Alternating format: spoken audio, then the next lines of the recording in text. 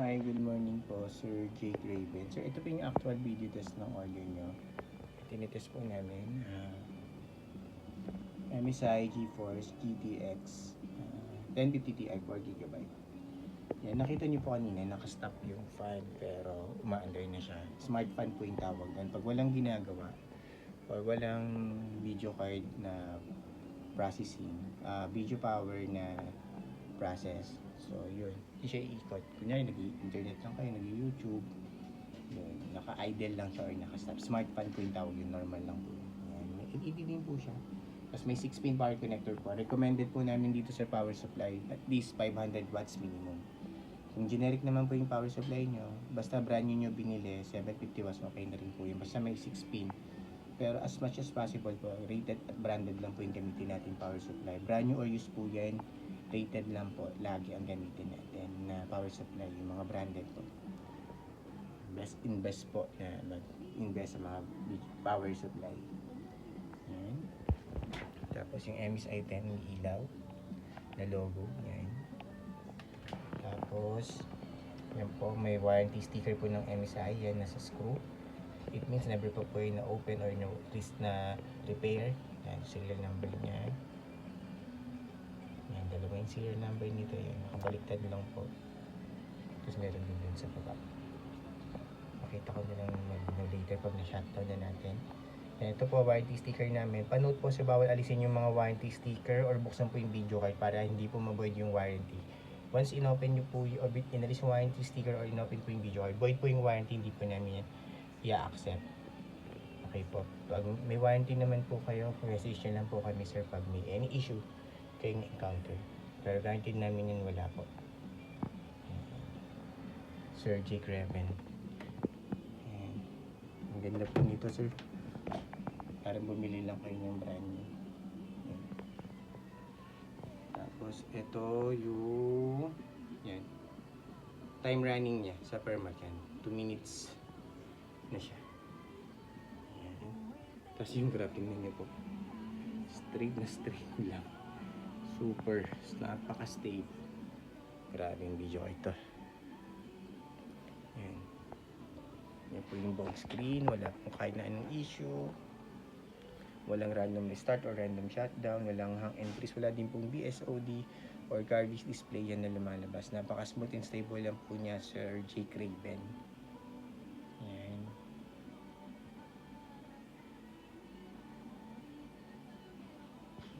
Time check po, naraning siya dito sa permac yan. 3 minutes, 10 seconds na. Ito, yung naka-overlay na yan. Reading po yun ng MSI Afterburn. Ayan, yung graph stable na stable pa rin. Grabe. Yun lang po, close na po natin itong permac. Ayan po sila, yung fan naka-umiikot. Later, pagbalik natin, naka-stop na yan. Kasi, close na natin itong permac. Or wala na siyang video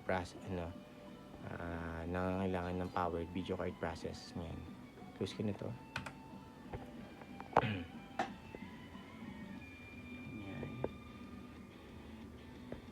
Ay, teka lang.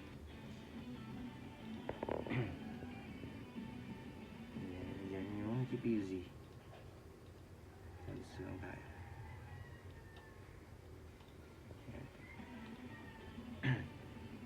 Yan, ito po yung full details and specs sa GPU-Z. Sensor. At naman po may reading ng baba. Ito po yung permac. Tingnan natin. Video card detected na. MSI Afterburner. Yan din po. MSI GeForce GTX 1050 Ti. Okay, tapos right click lang po ako sa desktop. Yan, yung driver naka-install po. Wala pong issue.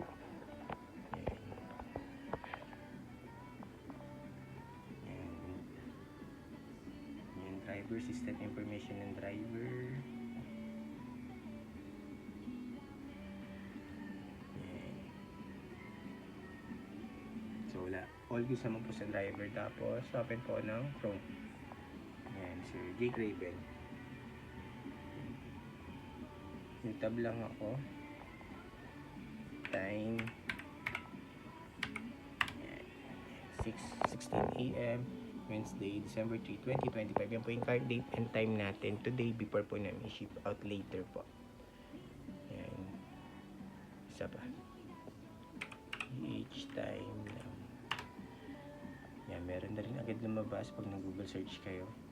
Pero dito tayo sa website. Yan. Okay po. Tapos yan. Pag gusto nyo po i-double check yan, time and date nya, real time po yan. Same lang po sa kanina yan. Pag gusto nyo po i-double check kung legit at kung real time talaga. Yan. Pwede nyo pupuntahan yan. Website. Ito din po isa. Yan. Okay. Yun lang po, Sir Jake Raven. Yan, close ko na to. Yan. Close ko na rin yan and shutdown. Ay pala, pakita ko muna. Yan pala, yan sir. Di ba naka-stop? Wala kasi tayong ginagawa. Hindi tayo nag-gaming, hindi tayo nagre-render, hindi tayo nagbe-benchmark, hindi tayo nagte-test ng video card. So yan, wala. Idle lang, nag-PC natin, kanina nag-YouTube. So normal lang po yan, smartphone po yan. Paikutin natin. So natin yung per mark. Kaya na baka matagal umikot eh.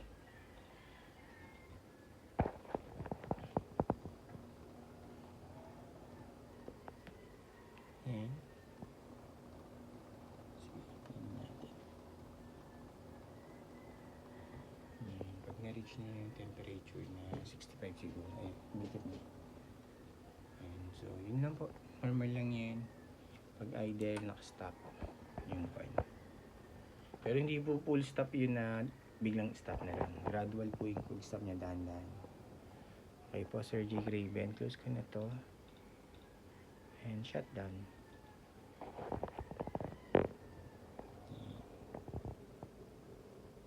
May LED po yun sir. Working lahat.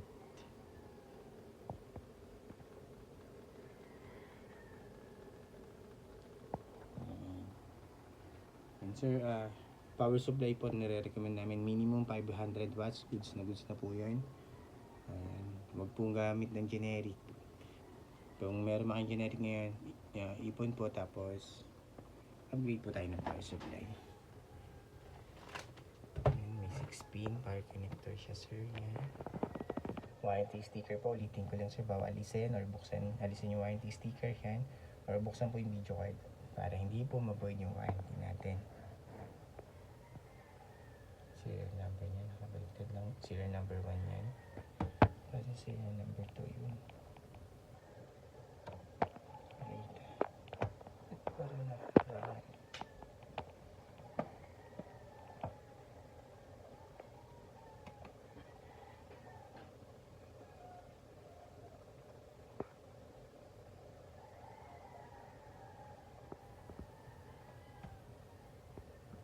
Okay, yun lang po Sir Jake Raven. Thank you po.